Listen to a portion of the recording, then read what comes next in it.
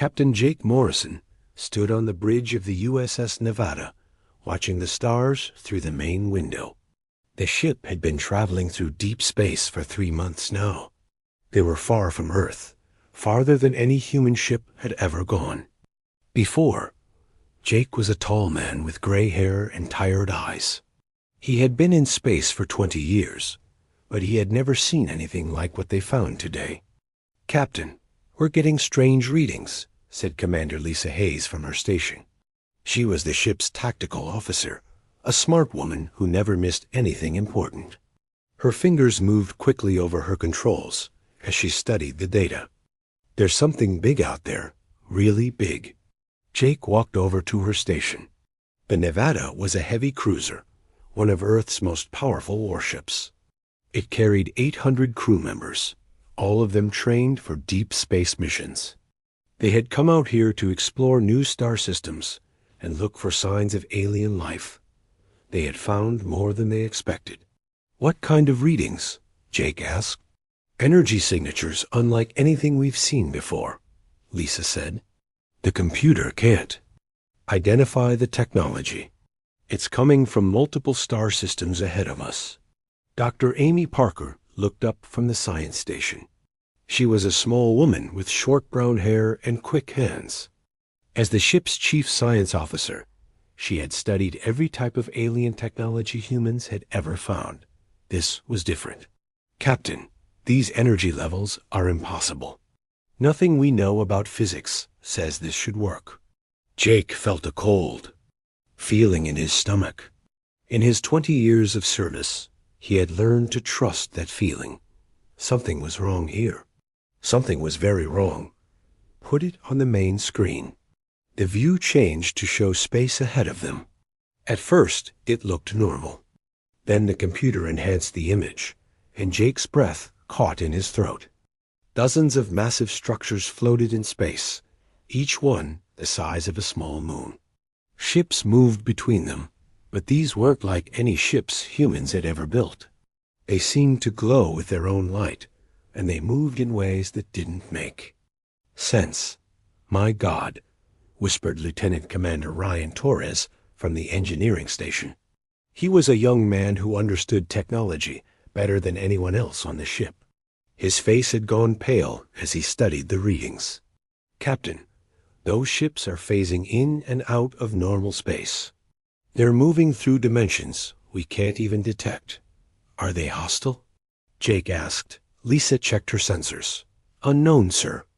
But they're powerful, very powerful. Each of those ships has more firepower than our entire fleet back home." Jake made a decision. "Take us in closer, but keep our distance. I want to know what we're dealing with." As the Nevada moved forward more, details became clear. The aliens had built an empire across multiple star systems. Their cities floated in space like glittering jewels. Their ships moved without visible engines, seeming to bend space around them. And everywhere, smaller ships moved in perfect formation, like they were following orders from a central command.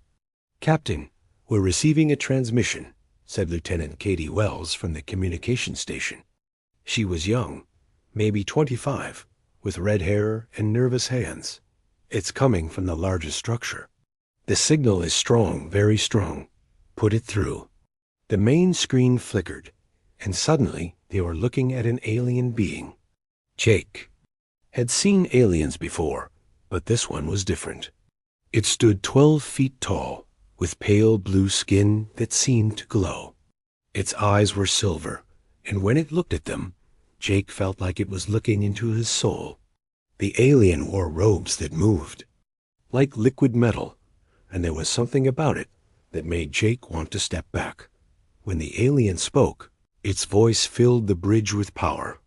Even through the translator, Jake could hear the authority in its words. "Unknown creatures, you have entered the domain of the celestial dominion. I am High Celestial Zarathul, voice of the eternal gods. You will identify yourselves and explain your presence in sacred space."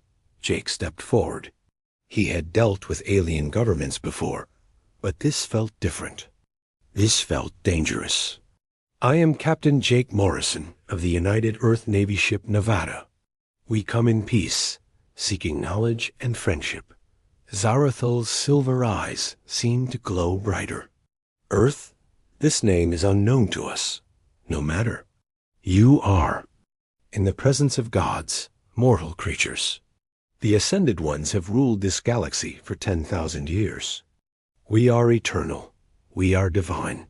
You will submit to our will immediately." Behind Zarathol, Jake could see other aliens moving. Some looked like the High Celestial, but others were different species entirely.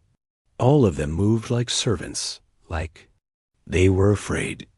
Jake began to understand what kind of empire this was. "We don't submit to anyone," Jake said quietly. The bridge went silent. Lisa's hand moved closer to her weapons controls. Ryan started running diagnostics on their shields. Amy watched the readings from the alien ships, trying to understand their technology. Katie kept her hand on the communication controls, ready to send a message to Earth if they survived long enough. Zarathal's expression changed.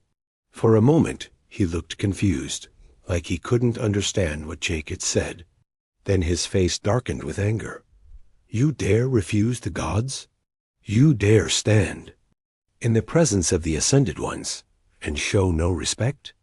"We show respect when it's earned," Jake said, "not when it's demanded."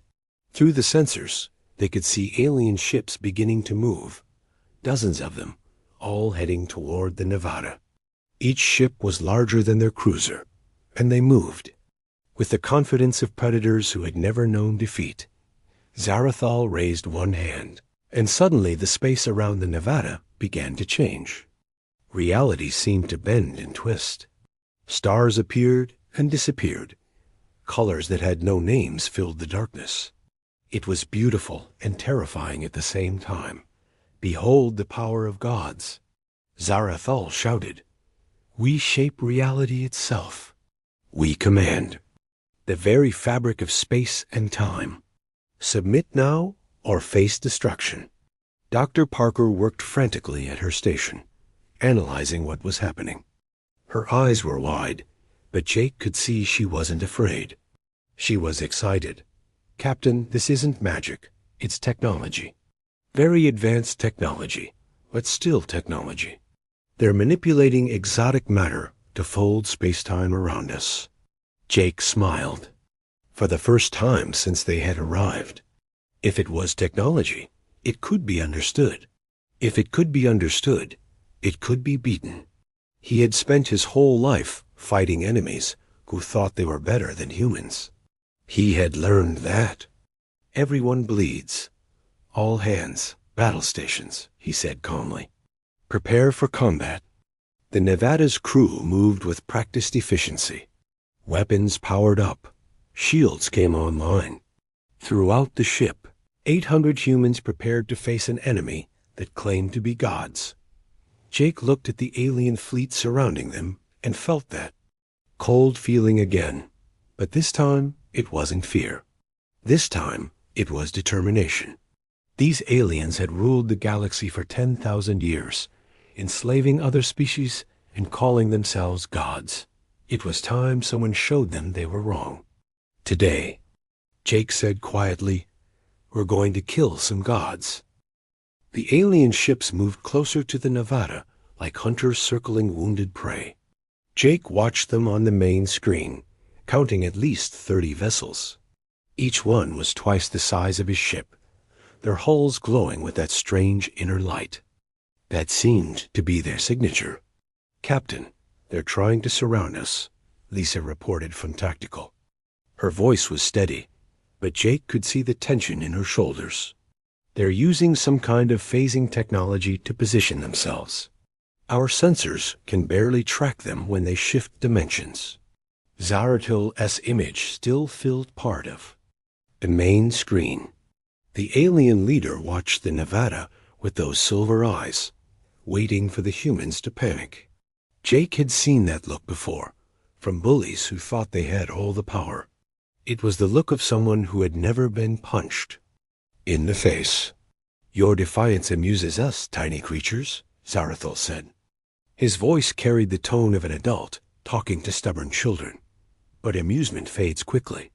You will kneel before the Ascended Ones, or you will die. There is no third option. Jake stepped closer to the screen. You keep calling yourselves gods, but I've met gods before.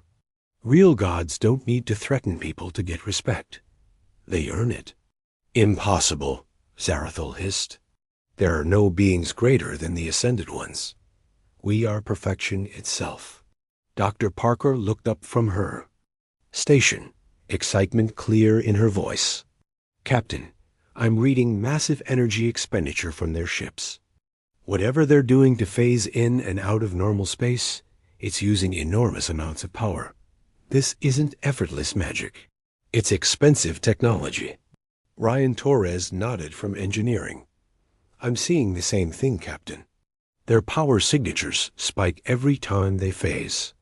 If we could force them to do it repeatedly, we might exhaust their energy reserves.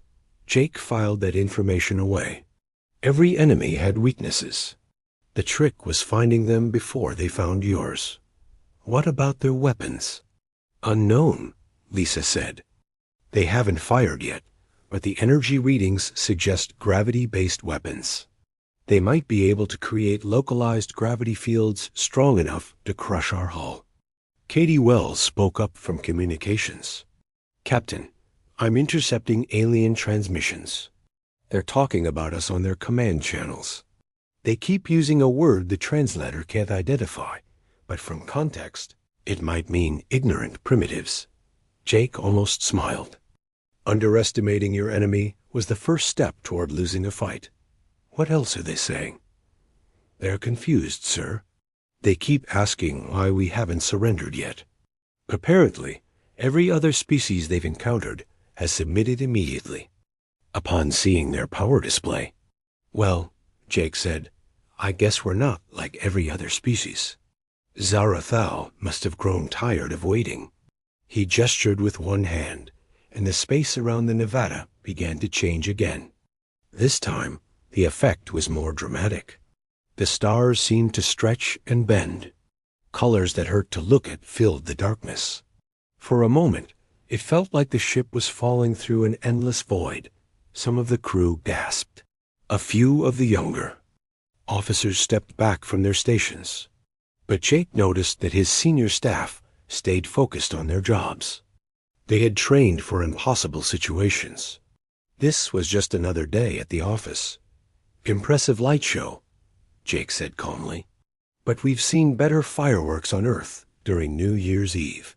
Zarathul's confident expression cracked slightly. You ... You are not afraid? Should we be? You're bending light and space around us. But our ship is still intact. Our systems are still functioning. For gods, you're not very destructive. Dr. Parker was studying her readings intently. Captain, I think I understand what they're doing. They're creating localized distortions in space-time, but they're careful not to actually damage us. This is all for show. They want us to surrender, not to destroy us. Why? Jake asked, unknown. Maybe they want to study us. Maybe they prefer to have living slaves rather than dead enemies. Jake considered this. If the aliens wanted them alive, that was an advantage. It meant they wouldn't use their most powerful weapons right away. It gave the Nevada time to find those weaknesses Dr. Parker and Ryan had mentioned. High Celestial, Jake said. If you're really gods, prove it. Stop playing with lights and show us some real divine power. Zarathul's face darkened with anger. You dare mock the Ascended Ones? Very well. Witness true godhood. The alien leader raised both hands, and the effect was immediate. The Nevada shook as massive gravitational forces tried to crush the ship. The lights flickered. Warning alarms sounded throughout the bridge. Jake felt his knees buckle as the artificial gravity fluctuated wildly, but the ship held together. Nevada's designers had built her to survive in the worst conditions space could offer. Her hull was made of compressed metals stronger than anything Earth had produced before. Her shields were powered by a quantum reactor that could output more energy than a small star. Shields holding at 70%, Lisa reported through gritted teeth.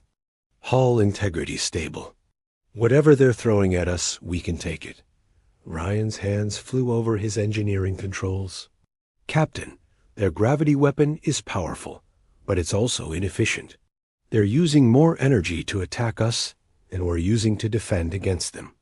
If this keeps up, they'll exhaust their power reserves before they break our shields. Jake smiled grimly. Then let's help them exhaust those reserves. All hands, prepare for evasive maneuvers. Make them work for every shot. The Nevada began to move, not retreating but dancing. Jake had learned long ago that a moving target was harder to hit than a stationary one. The ship twisted and turned through space, forcing the alien vessels to constantly adjust their aim. Each time they fired their gravity weapons, the alien ships had to phase in and out of normal space to maintain their positions.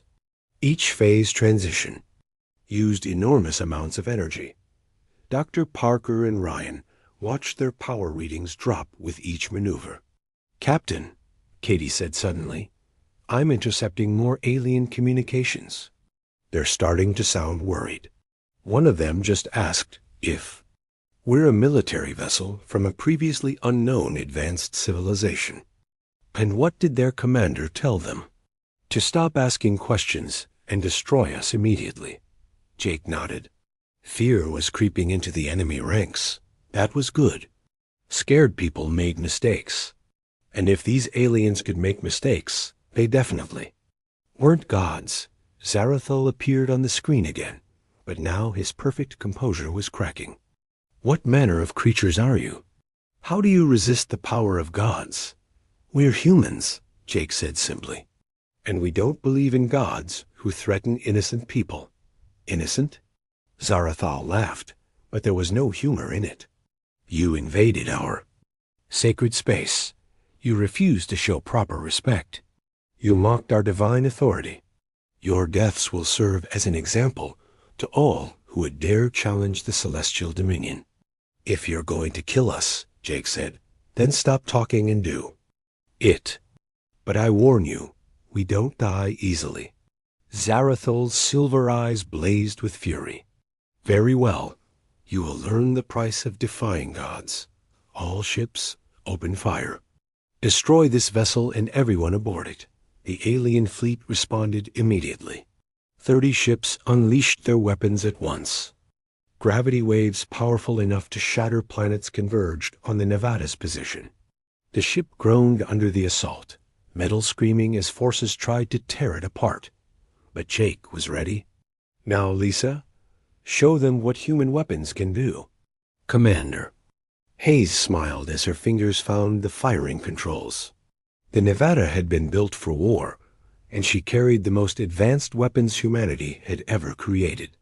Kinetic projectiles, launched from magnetic rails, screamed toward the alien ships at nearly the speed of light. The aliens tried to phase out of normal space to avoid the attack, but Commander Nick Barnes at the weapons station had anticipated this.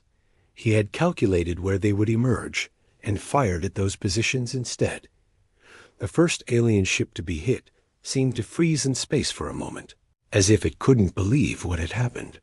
And its hull cracked open like an egg, spilling atmosphere and debris into the void. Silence filled the communication channels.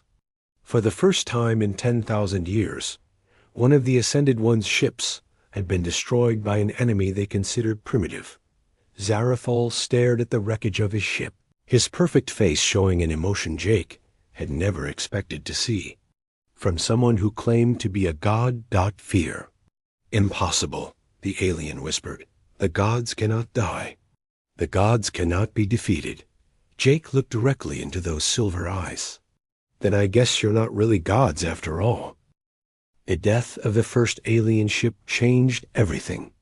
Jake watched the remaining 29 vessels hesitate in space, their perfect formations breaking apart as confusion spread through their ranks. These beings had ruled the galaxy for 10,000 years without facing a real challenge. Now they were learning what fear felt like. "Captain, I'm reading massive communication traffic between the enemy ships," Katie reported. Her voice was excited as she worked to decode the alien transmissions. "They're asking for orders. Some of them want to retreat. Others are demanding reinforcements." Zarathul's image flickered on the screen. The High Celestial's perfect composure was gone. His pale blue skin had turned darker, and his silver eyes darted around like a trapped animal. "This is impossible. Our ships are blessed by divine power. They cannot be destroyed by primitive weapons. Your ship is just metal and energy," Dr. Parker called out from her station. "Very advanced metal and energy, but nothing supernatural. Once we figured out how your phasing technology works, targeting you became a simple math problem." Jake stepped closer to the screen. "Your people have been living a lie for so long, you started believing it yourselves. But every empire falls eventually. Every king dies.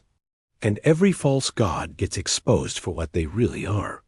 The alien leader's face twisted with rage. "Blasphemy. We are the Ascended Ones. We have conquered 1,000 worlds. We have enslaved 100 species. We are eternal. You're bullies," Jake said quietly. "And bullies always fold when someone hits back." Ryan Torres looked up from his engineering station. "Captain, I've been analyzing the wreckage of the destroyed ship. Their technology is incredible, but it's based on principles we can understand. They use exotic matter to manipulate space-time. But the exotic matter has to be contained in specially designed conduits. If we can target those conduits, their ships become sitting ducks," Lisa finished with a grim smile. "I'm already running targeting solutions. If we can hit their exotic matter conduits, they won't be able to phase anymore." Zarathul heard this exchange, and his expression grew even more desperate. "You dare analyze our sacred technology? You dare reduce divine miracles to mere science?"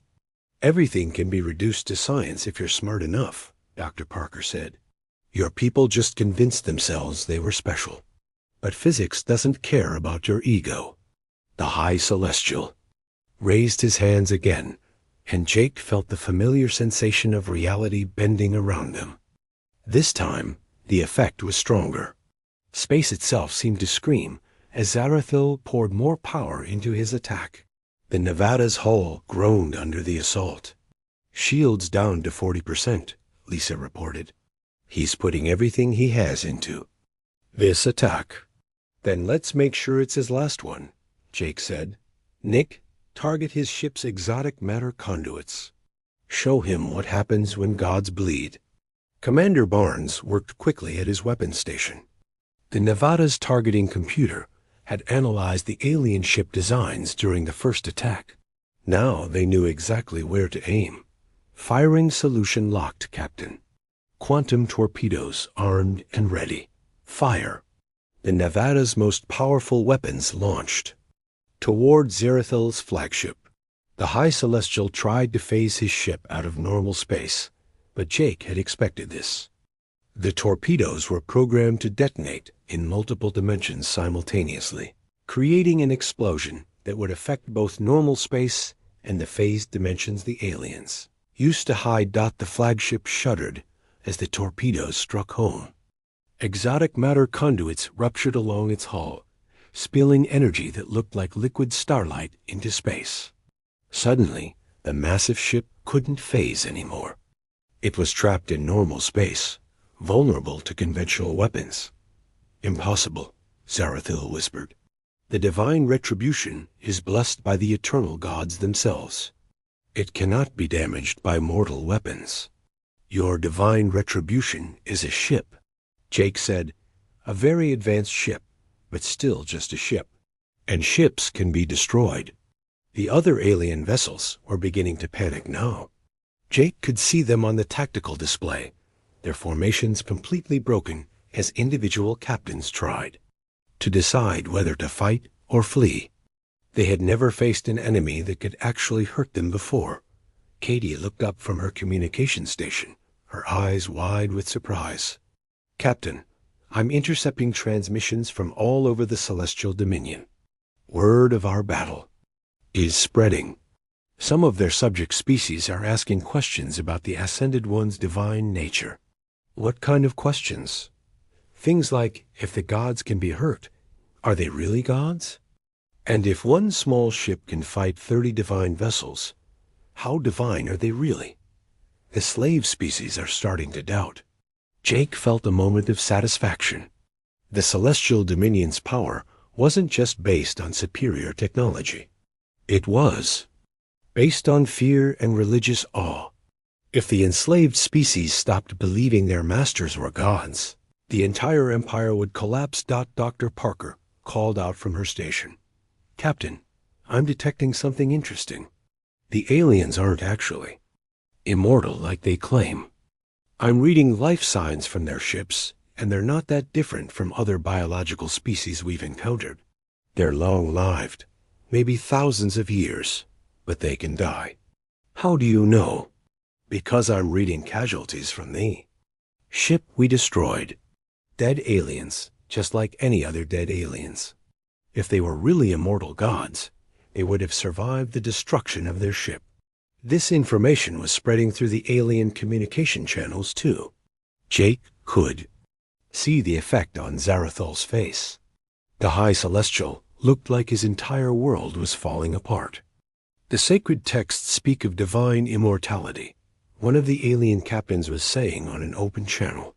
"But if Lord Zarathol can be wounded, if our ships can be destroyed... Silence. Zarathol screamed. "You will not question divine truth. These creatures use trickery and deception.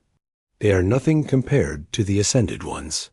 But Jake could see that the damage was done. Doubt was spreading through the alien fleet like a virus. Some of the ships were already beginning to withdraw, their captains unwilling to risk their lives against an enemy that had proven it could kill gods. Ryan Torres looked up from his station with urgent news. "Captain, long-range sensors are detecting massive energy signatures heading our way. It looks like they're sending reinforcements." "Big reinforcements? How big?" "At least 50 ships, sir. Maybe more. And they're much larger than the ones we're fighting now." Jake considered their options. The Nevada had already taken significant damage, and they were outnumbered 30-1 by the current force. Fighting 50 more ships would be suicide, no matter how advanced their weapons were. But retreat wasn't really an option either. If they ran now, the aliens would have time to regroup and analyze human technology. They would prepare countermeasures, and the next time they met, the element of surprise would be gone. "How long until the reinforcements arrive?" Jake asked. "Approximately 2 hours, sir." Jake made his decision. "Then we have 2 hours to finish this battle and get out of here. All hands, prepare for maximum combat operations. We're going to hit them with everything we have." Lisa smiled as she prepared the Nevada's weapons for full-scale battle.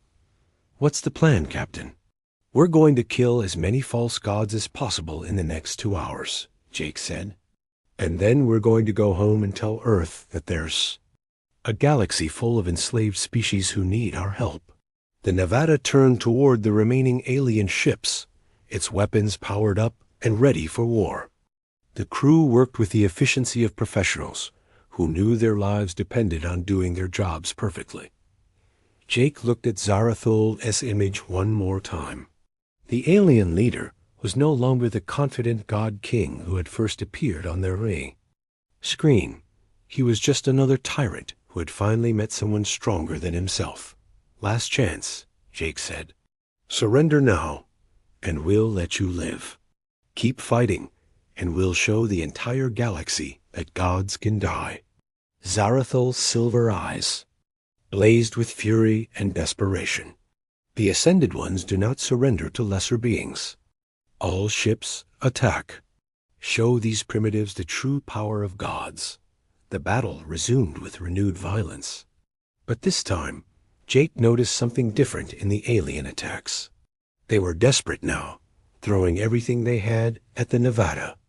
Without the careful coordination they had shown before, desperate enemies made mistakes, and Jake intended to make them pay for every single one. The battle had been raging for an hour when the unexpected message arrived. Katie Wells looked up from her communication station with confusion written across her face. "Captain, I'm receiving a transmission on a secure channel. It's coming from one of the alien ships, but it's not from Zarathul." Jake felt his eyebrows rise. In all his years of combat, he had never received a secret message from an enemy during active battle. "Put it through to my private channel." The communication came through as text only, translated into English by the Nevada's computer. The message was simple but shocking. "Human Commander, I am Veltar of the science vessel Eternal Dawn. What you have said about our people is true. We are not gods. I have proof. Will you accept a temporary truce to receive this information?" Jake stared at the message for a long moment. It could be a trap, but something about it felt genuine. Desperate people did desperate things, and if some of the aliens were beginning to question their own beliefs, they might be willing to help. "Lisa, identify the ship that sent this message," Jake ordered. "Science vessel, sir. Smaller than the warships, positioned at the edge of the alien formation. It hasn't fired on us during the entire battle." Jake made a decision that went against everything in his military training. Send a reply. Tell them, "I agree to a temporary truce, but if this is a trap, I'll destroy their ship first." The response came quickly. "No trap, Human Commander. I am transmitting data files now. Study them carefully. They will show you the truth about the Ascended Ones." Dr. Parker received the data transmission and immediately began analyzing it. Her eyes grew wide as she read through the alien files. "Captain, this is incredible. These are historical records going back thousands of years. They show how the Ascended Ones rose to power. What do they say?" "The Ascended Ones weren't always rulers, sir. They were once just another species in the galaxy, maybe a little more advanced than others, but not gods. They discovered exotic matter technology about 12,000 years ago and used it to conquer their neighbors. Over time, they convinced everyone, including themselves, that their technology made them divine." Jake felt pieces of the puzzle clicking into place. So they're just very old liars who started believing their own lies. "That's not all, Captain. According to these records, the Ascended Ones use genetic therapy and cybernetic implants to extend their lifespans. They're not immortal. They just live a very long time. And their population is actually quite small, maybe a few million individuals controlling an empire of billions." This was valuable intelligence, but Jake wondered why Veltar was sharing it.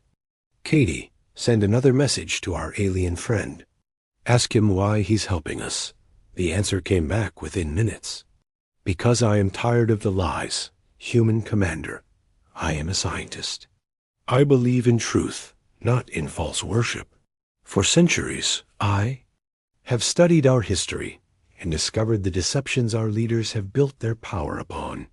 Your people are the first to challenge the lie. Perhaps together we can end it." Jake considered this carefully. An alliance with a rebel alien could be invaluable, but it could also be the most elaborate trap ever conceived. Still, the data Veltar had provided matched everything Dr. Parker had observed about alien technology. "Dr. Parker, what else do those files tell us?" "Quite a bit, sir. The Ascended One's technology has weaknesses. Their exotic matter is unstable and requires constant maintenance. Their ships need specialized facilities for repairs. Most importantly, their phasing technology can be disrupted by specific energy frequencies." "What kind of frequencies?" "The same frequencies our quantum torpedoes produce when they detonate. We've been disrupting their phasing ability without realizing it." Jake smiled grimly. No wonder the aliens were getting desperate. Every shot the Nevada fired was making their signature technology less effective. Ryan Torres spoke up from engineering. "Captain, if Dr. Parker is right about the energy frequencies, I might be able to modify our shields to produce a continuous disruption field. It would prevent any alien ship within a certain range from phasing. How long would you need?" 20 minutes, sir." Jake looked at the tactical display. They still had 45 minutes before alien reinforcements arrived. "Do it. And while you're working, I want everyone to study those alien files. Know your enemy." The next 20 minutes passed in tense preparation. The alien fleet maintained their distance, apparently waiting for their reinforcements to arrive before launching another major attack. Jake used the time to learn everything he could about the Celestial Dominion. The picture that emerged was both fascinating and disturbing. The Ascended Ones had built their empire on a foundation of lies and fear.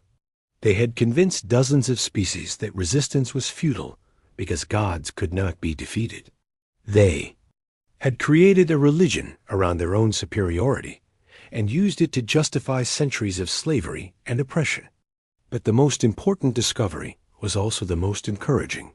The empire was not as strong as it appeared. The Ascended Ones were few in number and dependent on their subject species for everything from food production to ship construction. If those subject species ever realized their masters were mortal, the entire system would collapse. "Captain," Katie called out, "I'm receiving another message from Beltar. He says the reinforcements are arriving early. 53 ships, including Fleet Admiral Kethvor's personal dreadnought." Jake felt his stomach clench. They had run out of time. "Ryan, how's that disruption field coming?" "Almost ready, sir." "Give me 2 more minutes." "You have them. Lisa, prepare all weapons. We're about to face the fight of our lives." The alien reinforcements dropped out of hyperspace like avenging angels. Jake had seen large fleets before, but nothing like this. The lead ship was easily 5 times the size of the Nevada, bristling with weapons that could probably crack a planet in half. The other ships formed a perfect sphere around the original alien fleet, trapping the Nevada in the center. "My God," whispered Commander Hayes. "There must be 80 ships out there now." A new alien appeared on the main screen, and Jake knew immediately that this one was different. Where Zarathal had been arrogant and emotional, this alien was cold and calculating. His silver eyes held the look of a professional soldier who had fought 1,000 battles and never lost one. "I am Fleet Admiral Kethver of the Eternal Navy," the alien said in a voice like winter. "I have come to personally destroy the creatures who dare call themselves God-killers. You have caused enough disruption to the natural order. Your existence will end today." Jake stepped forward.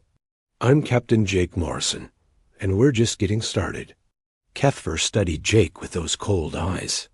"You are the one who has filled the galaxy with dangerous ideas. Your actions have caused rebellions on 17 worlds. Our subject species whisper that the gods can be killed. This cannot be allowed to continue. Then you shouldn't have pretended to be gods in the first place. We do not pretend. We are what we are. But you are correct about one thing, Captain Morrison. After today, no one will remember that gods can die, because there will be no one left alive to remember it." Jake felt the familiar cold sensation in his stomach, but this time it was mixed with something else. Pride. The Nevada and her crew had accomplished something unprecedented. They had made an empire of false gods afraid. "You can try to kill us," Jake said, "but the damage is already done. A galaxy knows the truth now. Your slaves know you can bleed. Your empire is finished." Kethver's expression didn't change. "Empires have survived rebellions before. They will survive this one. All ships prepare to fire. I want nothing left of this vessel but atoms." Ryan Torres called out from engineering. "Disruption field is ready, Captain." "Activate it," Jake ordered. The space around the Nevada shimmered as the disruption field came online. Immediately, half the alien ships seemed to stutter in space as their phasing technology failed. They were trapped in normal space, vulnerable to conventional weapons. All ships fire. HFY commanded. The combined firepower of 80 alien vessels converged on the Nevada's position. Even with shields and armor, no ship could survive that kind of assault. Jake watched the tactical display and waited for death. But Vel-Tar had one more surprise for them. The alien scientist's ship, the Eternal Dawn, suddenly moved between the Nevada and the incoming weapons fire. The science vessel took the full force of the attack meant for the human ship. Vel-Tar. Doctor.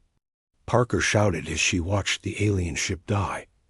A final message came through from the Eternal Dawn as it broke apart. Remember us, humans. Remember that some of us chose truth over lies. End this empire of false gods. Jake watched the alien scientist die for the truth he believed in. In that moment, he made a promise. The Nevada might not survive this battle, but the Celestial Dominion would fall. He would make sure of it. All hands, Jake announced over the ship's communication system. This is our moment. We're outnumbered. 80-1 by an enemy that has ruled the galaxy for 10,000 years. But we have something they don't have. We have the truth. And the truth is that no one, not even false gods, can stand against people who refuse to kneel. The Nevada turned toward the alien fleet, her weapons ready for one final battle. Jake stared at the massive alien fleet surrounding his ship and felt something he had never experienced before. Not fear, but a strange kind of peace. The Nevada was about to die, but she would die fighting. Sometimes that was enough. Captain. Ryan Torres called from engineering. I have an idea. It's crazy, but it might work. I like crazy ideas, Jake said. What do you have in mind?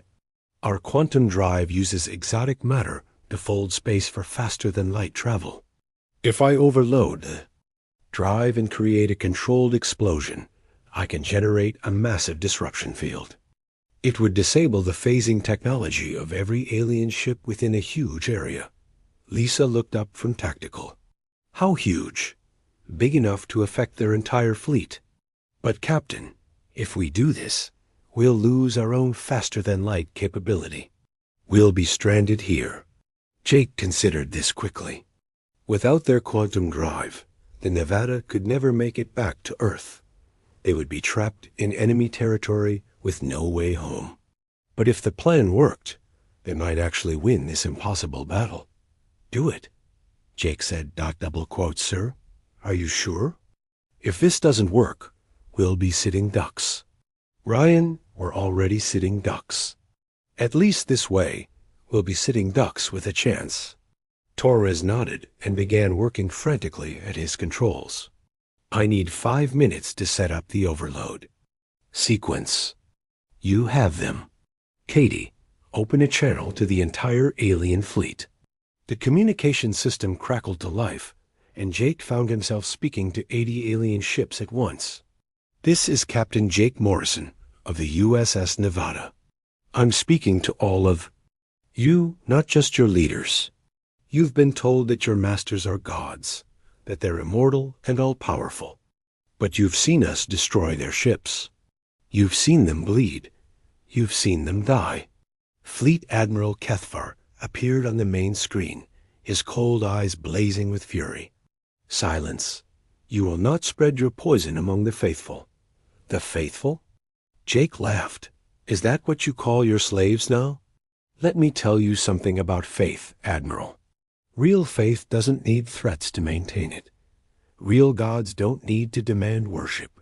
They earn it. Throughout the alien fleet, Jake could see communication channels lighting up as his words spread from ship to ship. The subject species that served aboard the alien vessels were beginning to whisper among themselves. Dr. Parker called out from her station. Captain, I'm detecting power fluctuations in several alien ships. Some of their crews are questioning orders. Kethver's voice cut through the chatter. All ships, ignore the primitive's words. Destroy the human vessel immediately. That is a direct order from a divine authority. But something had changed in the alien fleet. Several ships hesitated instead of firing immediately. Others moved, slowly, as if their crews were reluctant to follow orders. 4 minutes, Captain, Ryan reported. Jake kept talking, his voice reaching every ship in the enemy fleet. You don't have to live as slaves forever. You don't have to worship beings who treat you like property. We're humans from a small planet on the edge of the galaxy, and we've never knelt to anyone. If we can fight gods and win, so can you. One of the alien ships suddenly broke formation. It was a smaller vessel, probably crewed mostly by subject species rather than ascended ones. Instead of attacking the Nevada, it turned its weapons toward one of the larger ships in its own fleet. Mutiny!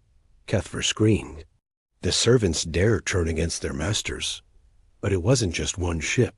Across the fleet, vessels crewed by enslaved species were beginning to rebel against their Ascended One commanders. Some turned their weapons on their own fleet. Others simply stopped following orders. The perfect formation that had surrounded the Nevada began to fall apart. This is what happens when people stop believing in false gods, Jake said quietly. Kethver's flagship began firing on the rebel ships, but that only made things worse. Seeing their supposed gods attacking their own servants convinced even more crews to join the rebellion. 3 minutes, Ryan called out. The battle had become completely chaotic. Alien ships were fighting each other while Jake watched from the center of the storm. The Celestial Dominion's perfect order was collapsing as species that had been enslaved for centuries finally found the courage to fight back. Katie looked up from communications with wide eyes. Captain, I'm receiving reports from across the galaxy. The rebellion is spreading to other star systems. Enslaved species everywhere are rising up against the Ascended Ones. Jake felt a moment of pure satisfaction. They had done more than win a battle. They had started a revolution that would free an entire galaxy, but Kethver wasn't finished yet. The alien admiral managed to restore some order to his fleet, and the remaining loyal ships began converging on the Nevada's position. You have destroyed everything we built, Kethver said, his cold composure finally cracking. 10,000 years of perfect order, ruined by one primitive ship. For that, you will pay with more than your lives. I will make your deaths so terrible that they will be remembered for 1,000 generations. 2 minutes, Ryan announced. The loyal alien ships opened fire on the Nevada with everything they had. The ship's shields flared and buckled under the massive assault. Warning alarms sounded throughout the bridge as hull breaches appeared in multiple sections. Shields failing, Lisa reported. Hull integrity down to 60%. Jake gripped his command chair as the ship shook around him. Hold together, old girl. Just a little longer. Zarathal appeared on a secondary screen, his once perfect face now twisted with madness. Look what you have done. You have turned servants against masters. You have broken the sacred order. The galaxy will burn because of your actions. The galaxy was already burning, Jake replied. We just gave people the fire to burn down their chains. 1 minute, Ryan called out, sweat beading on his forehead as he worked to complete the overload sequence. The Nevada was dying around them. Explosions rocked the ship as alien weapons found their targets. The lights flickered. The artificial gravity fluctuated. Several crew members were injured when a console exploded on the bridge, but they held on. 800 humans refusing to surrender, even in the face of overwhelming odds. 30 seconds. Kethver's flagship moved closer, its massive weapons preparing to deliver a killing blow. Your revolution ends here, human. Watch your ship die, knowing that your sacrifice accomplished nothing. 10 seconds. Jake looked around the bridge at his crew. Lisa at tactical, still trying to target enemy ships, even though their weapons were nearly dead. Dr. Parker at science, recording everything so that maybe someday someone would know what happened here. Katie at communications, still broadcasting their message of defiance to the galaxy. Ryan at engineering, giving everything he had to complete their desperate plan. Now, Ryan shouted. The Nevada's quantum drive exploded in a controlled burst of exotic matter and energy. The explosion was beautiful and terrible, like a new star being born in the darkness of space. The disruption field expanded outward at the speed of light, washing over the alien fleet like an invisible wave. Every alien ship within range suddenly lost the ability to phase. They were trapped in normal space, their most advanced technology useless. The playing field was finally level. But the explosion had another effect that Jake hadn't expected. The massive energy release triggered something in Zarathal's damaged flagship. The high celestial ship began to break apart as its exotic matter containment systems failed. Zarathal appeared on the screen one last time, his silver eyes wide with terror. This cannot be happening. Gods cannot die. Gods cannot be defeated. Then I guess you were never really gods, Jake said gently. The divine retribution exploded in a burst of light that could be seen across the star system. High celestial Zarathul, who had claimed to be eternal, died like any other mortal being. The psychological effect on the remaining alien fleet was devastating. Their spiritual leader was dead, killed by creatures they had considered primitive. The last of their loyal ships began to surrender or flee. Kethver's dreadnought was the only vessel still fighting. The alien admiral's cold composure had completely shattered. I will not let you destroy everything. I am Fleet Admiral of the Eternal Navy. I am the sword of the gods. His massive ship turned toward the Nevada for one final attack, but it was too late. Ships crewed by freed slaves surrounded the dreadnought, their weapons trained on their former master. This is Commander Yarsef of the Liberation vessel Freedom's Dawn, came a transmission from one of the rebel ships. Admiral Kethver, you are ordered to surrender immediately. I do not take orders from slaves. We are not slaves anymore. The rebel ships opened fire. Kethver's dreadnought, no longer able to phase away from the attack, was overwhelmed and destroyed. The last symbol of the Celestial Dominion's power died in flames. Jake sat in his command chair and looked around the bridge. The Nevada was badly damaged, her quantum drive destroyed, her hull breached in dozens of places. They were stranded in enemy territory with no way home, but they had won. Captain, Katie said softly, I'm receiving transmissions from across the galaxy. The Celestial Dominion is collapsing. Enslaved species are declaring independence on hundreds of worlds. The age of false gods is over. Jake nodded slowly. They had accomplished something unprecedented in galactic history. A single human warship had brought down an empire that had ruled for 10,000 years. What are your orders, sir? Lisa asked,